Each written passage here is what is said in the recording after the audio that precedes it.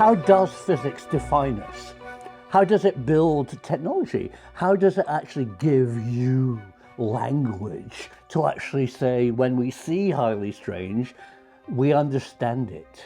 And it's not in the realms of the shaman. It's not held and controlled by governments and by people who are making money out of it as weaponizing it. You understand it. We can discuss it. It broadens humanity's understanding of our reality, of our universe, if we understand 21st century physics. And I think physics has failed us.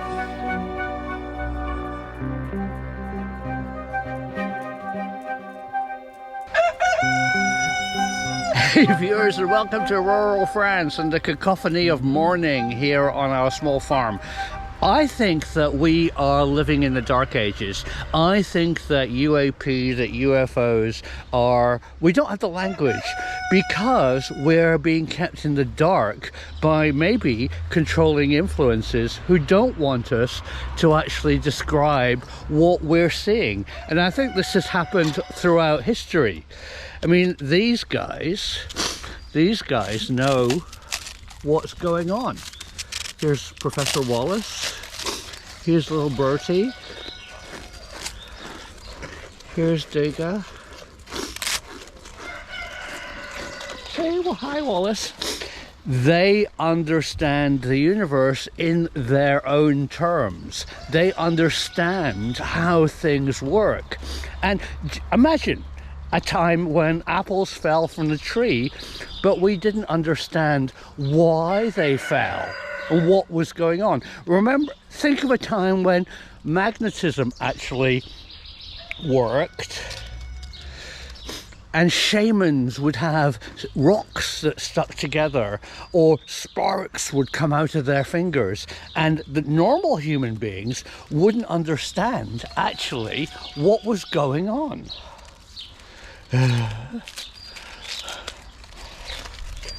Piggy.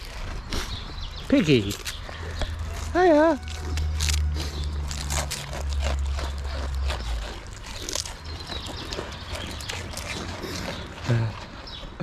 So this is my life. So today, let's go back upstairs to the edit suite and actually think about this. Think about, are we living in an era? Are we living in a time where controlling influences are blocking how we describe the world? Physics actually isn't anything new always. Physics is about actually defining the world. Boys.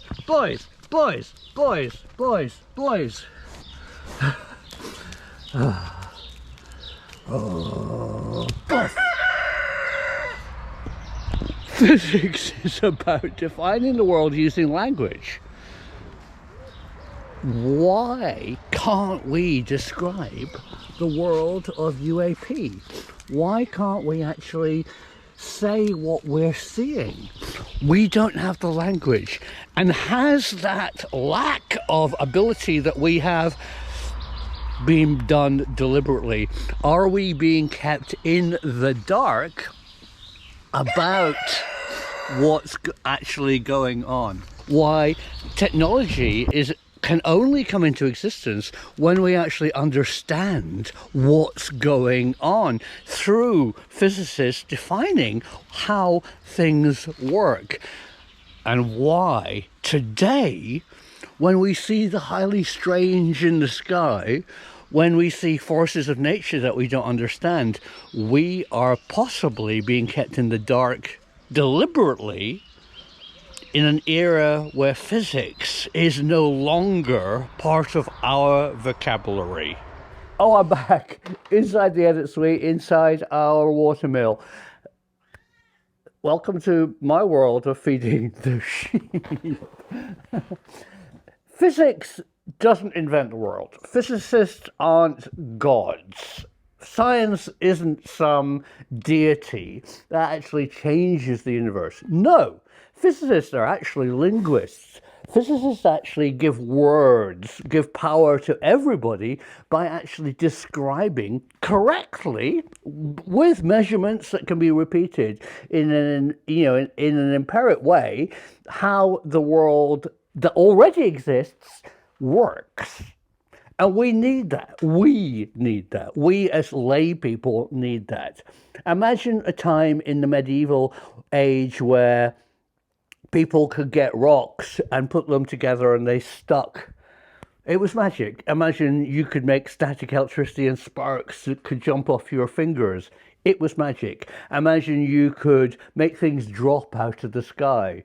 None of why that worked was known by the average person. The ideas were described or found by alchemists, by magicians, and the actual effect or the real stuff going, oh, maybe it isn't real. The way that it was defined, the way that it was actually described, was actually down to physicists. Isaac Newton describing how an apple fall and then leading to an immense theory of gravity and also a theory of color and light. Maxwell and electromagnetism, magnets and electricity, unbelievable. Einstein, in redefining space and time, describing how space is actually bent by mass. I mean, the search for Vulcan, finding the star behind the sun, was actually moved by the mass. Real practical stuff that actually describes the way of the world. And then all that physics came together in the 1920s and 30s, and we started exploring the inner workings of the atom, the actual way the atoms might work, breaking the old plum pudding meatball argument and describing positrons, nucleus, and electrons. Ernest Rutherford, the Cavendish laboratory, finding the neutrino, finding the neutron, and finding radioactivity, and then possibly something really weird happened, and this is what I want to ponder with you today.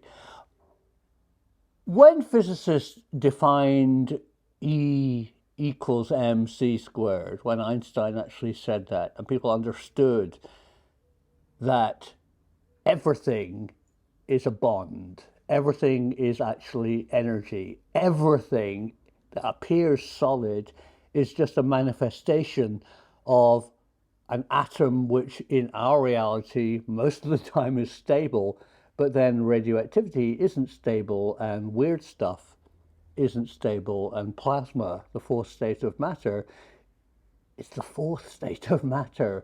When those things started being described by physicists, physics was weaponized. Physics went dark. Physics went underground. Controlling governments and military powers saw the power of unleashing the concept of E equals mc squared as a bomb. Physicists told the United States and Germany and Britain that we could make a weapon, an ultimate weapon, in our minds by not doing anything new, but by understanding, redefining what was already there. And a door slammed shut. Los Alamos became secret. Atom secrets became the biggest secret in the world. World War II was possibly ended by physicists. And what's happened since then? Quantum mechanics, strange outlying physics. And then we should discuss unification and string theory. Possibly is misleading. Possibly there's bigger, better definitions of how our universe works. My question to you is, since World War II, And very much since Edward Teller's fusion bomb of the 1950s, the hydrogen bomb, which takes E equals mc squared to another level. It doubles the complexity. It builds on not only releasing the energy of the universe, the bonds, as an atomic weapon, but actually releasing and then recombining and then re-releasing as fusion energy. And that was so kept from the public. The knowledge of that had to be compartmentalized, had to be weaponized, had to be hidden away in secret dark organizations. Has that continued ever since? Are we living in an era where we see strange forces of nature, earthlights? We see strange cats chasing laser pointers, UAP. And we're not really being told what they are because we, as members of the public, don't have that knowledge. Physics has gone back to the medieval times. We are serfs. There's magicians, the shaman out there who are controlling. The Lockheed Martins, the Raytheons, the Boeings, the BAE Systems, the Marconis of this world are now the guys in the purple cloak with the wee stars and the pointy hat. They are the magicians, and they are controlling what we know. They know what's going on, and they can use it to make money, to sell weapons, and we, as members of the public, are being let down. And I think I blame somehow myself. Yes, as a science communicator, I think science on television is failing us.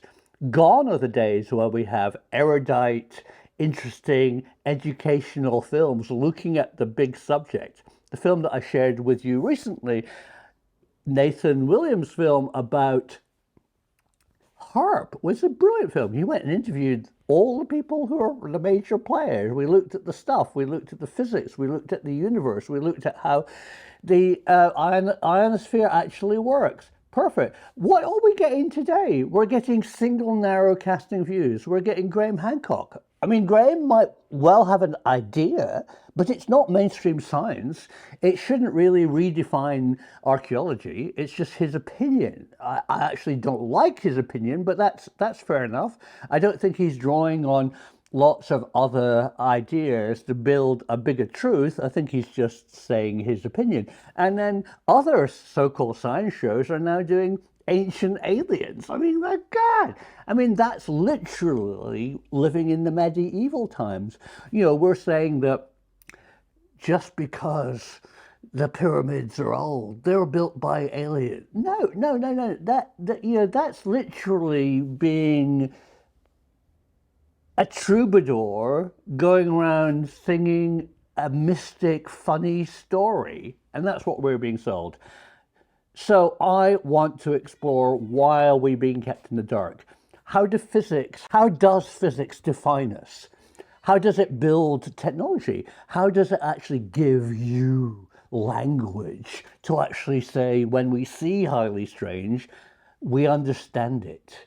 And it's not in the realms of the shaman. It's not held and controlled by governments and by people who are making money out of it as weaponizing it. You understand it.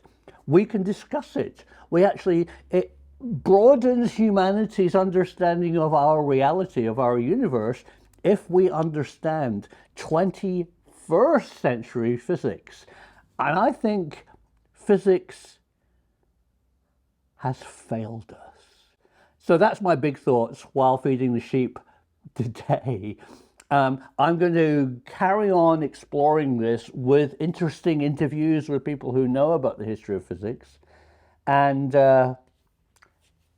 share it with you. And I want your input, because what I want to do here in this channel is social media science. I want to make this interactive because this is our world. We share it. I want to know what you think, because the truth is out there.